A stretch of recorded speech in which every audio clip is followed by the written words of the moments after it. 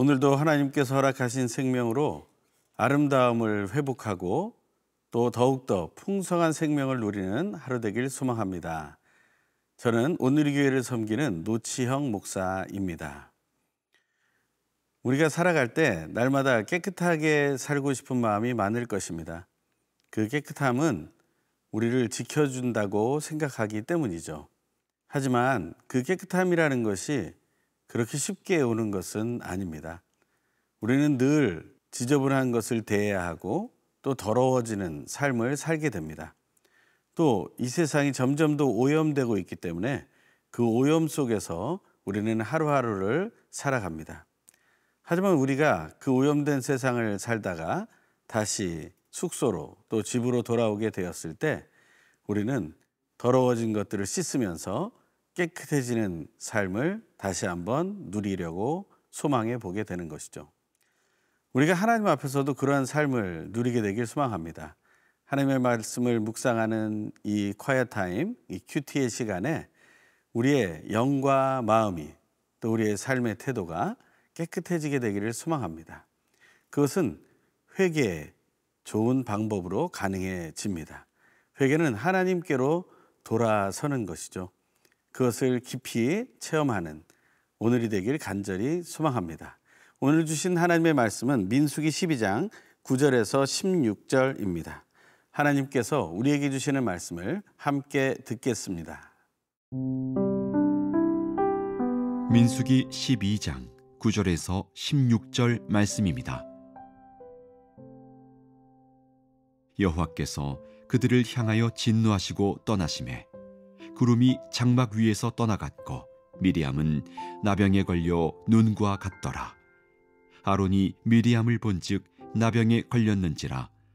아론이 이에 모세에게 이르되 슬프도다 내 주여, 우리가 어리석은 일을 하여 죄를 지었으나 청하건대 그 벌을 우리에게 돌리지 마소서. 그가 살이 반이나 썩어 모태로부터 죽어서 나온 자같이 되지 않게 하소서. 모세가 여호와께 부르짖어 이르되 하나님이여 원하건대 그를 고쳐 주옵소서. 여호와께서 모세에게 이르시되 그의 아버지가 그의 얼굴에 침을 뱉었을지라도 그가 이레 동안 부끄러워하지 않겠느냐. 그런즉 그를 진영 밖에 이레 동안 가두고 그 후에 들어오게 할지니라 하시니, 이에 미리암이 진영 밖에 이레 동안 갇혀 있었고 백성은 그를 다시 들어오게 하기까지 행진하지 아니하다가 그 후에 백성이 하세롯을 떠나 파란 광야에 진을 치니라. 모세가 구스 사람을 아내로 취한 것으로 인해서 아론과 미리암이 모세를 비방했다는 이야기를 우리는 함께 묵상했습니다. 하지 말아야 될 행동을 했던 것이죠. 하나님께서 우리에게 명령하신 것은 서로를 존중하고 사랑하라는 것입니다. 오히려 서로에게 비방할 일이 있거나 문제가 생기면 서로를 덮어주고 감싸주라는 것을 말씀해 주셨죠. 하나님께서만 심판자라는 사실을 기억하게 된다면 우리는 그러한 삶을 내려놓을 수 있게 될 것입니다. 하지만 아론과 미리암처럼 우리도 늘 그 부분에서 흔들리게 됩니다.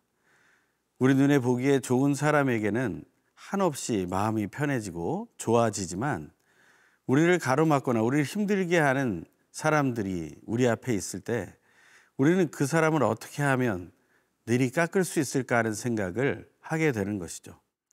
그러다 보니 우리는 서로의 감시자가 되게 되고 그것을 우리는 활용해서 다른 사람의 약점으로 만들어 버리는, 그래서 그들이 나를 또 우리가 가는 것을 가로막지 못하도록 하려고 하는 그러한 생각을 하게 된다는 것이죠.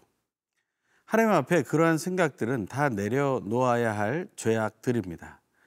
그렇지 않으면 우리는 이 미리암이 체험했던, 또 아론이 경험했던, 또 모세마저도 그 형제들이 당하는 고통을 보고 슬퍼해야 했던 그 일들을 반복하게 될 것입니다. 9절부터의 말씀입니다.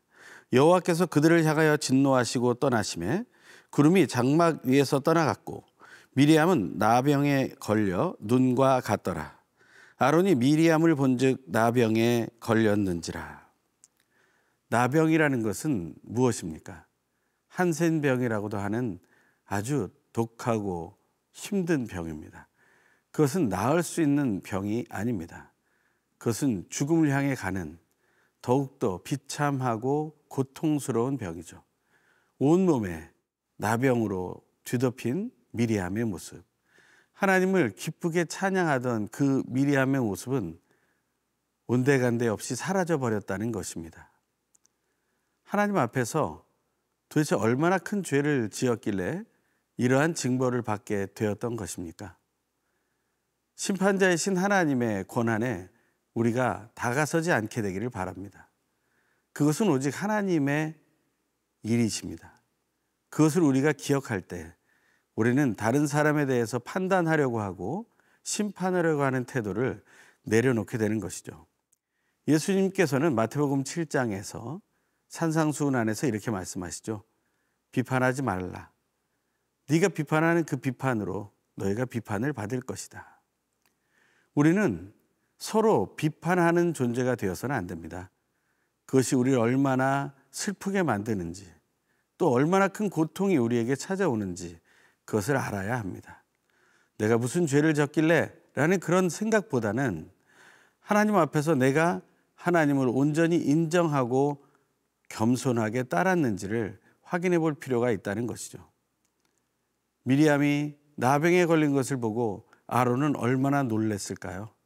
함께 비방한 자로서 자기에게는 오지 않았던 사실이 얼마나 또한 가슴 아픈 일이 되었을까요? 하나님께서는 아론을 대제사장으로 삼으셨기에 그에게는 그 징벌을 주시지 않은 것 같습니다. 하지만 아론은 중심으로부터 큰 고통에 빠지게 되었을 것입니다. 모세는 어떠했습니까? 11절부터 12절입니다. 아론이 이에 모세에게 이르되 슬프도다 내 주여 우리가 어리석은 일을 하여 죄를 지었으나 청하건대 그 벌을 우리에게 돌리지 마소서. 그가 살이 반이나 썩어 모태로부터 죽어서 나온 자같이 되지 않게 하소서. 이런 일을 멈춰달라는 소망을 모세를 통해 간구하게 됩니다.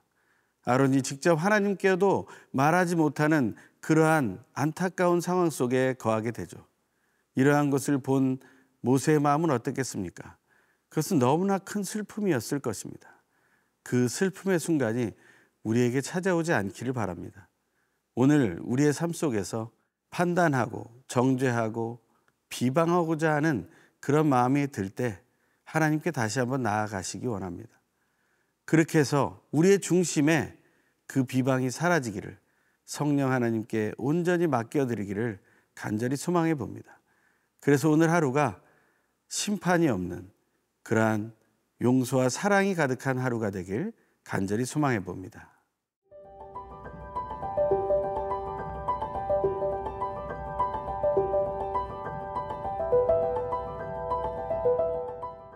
그 슬픔에 부르짖는 아론의 청을 들은 모세는 어떻게 반응합니까?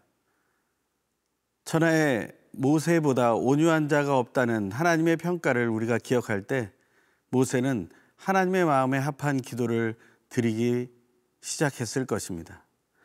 13절부터의 말씀입니다.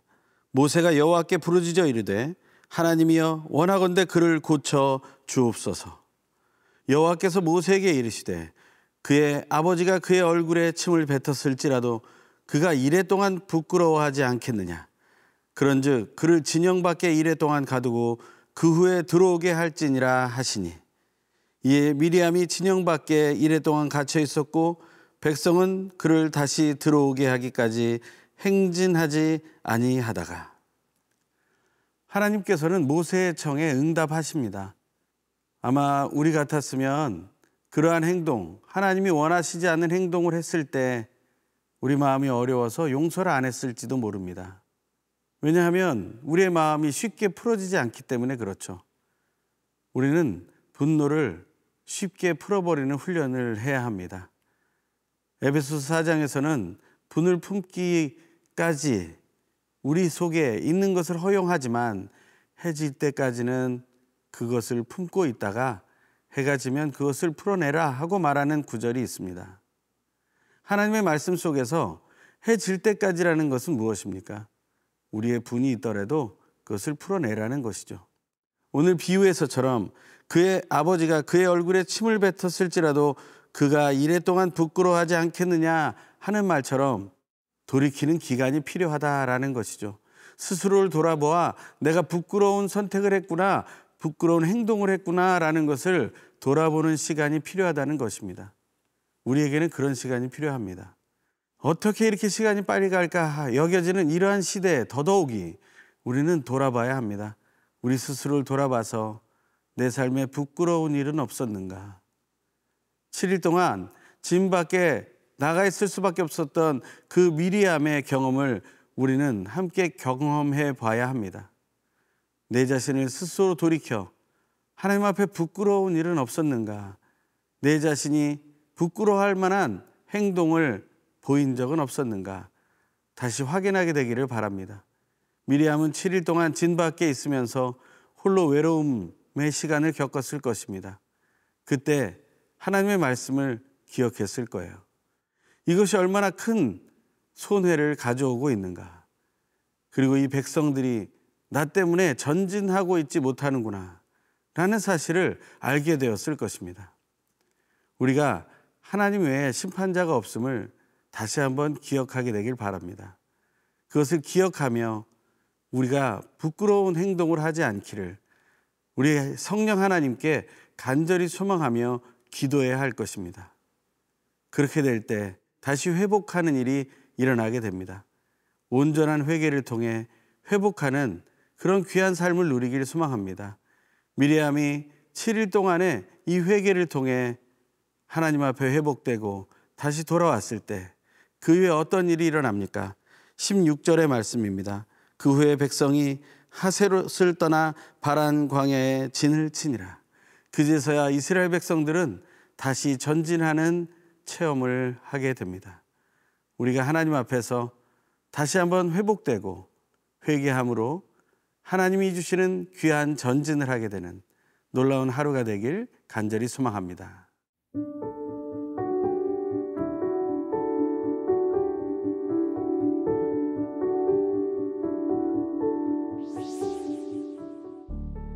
회개하며 간구하는 자에게 용서를 베풀어 주시는 하나님. 하나님을 향하여 헛된 마음을 품고 분노하며 타인을 비방하던 나의 태도를 회개하오니 용서하여 주시고 하나님께서 허락해 주신 거룩함으로 다시 회복되게 하소서. 나를 향해 비방했던 사람들을 향해서도 하나님의 저주가 임하지 않기를 간구하게 하소서. 십자가의 사랑으로 용서의 본이 되신 예수님의 이름으로 기도드립니다. 아멘.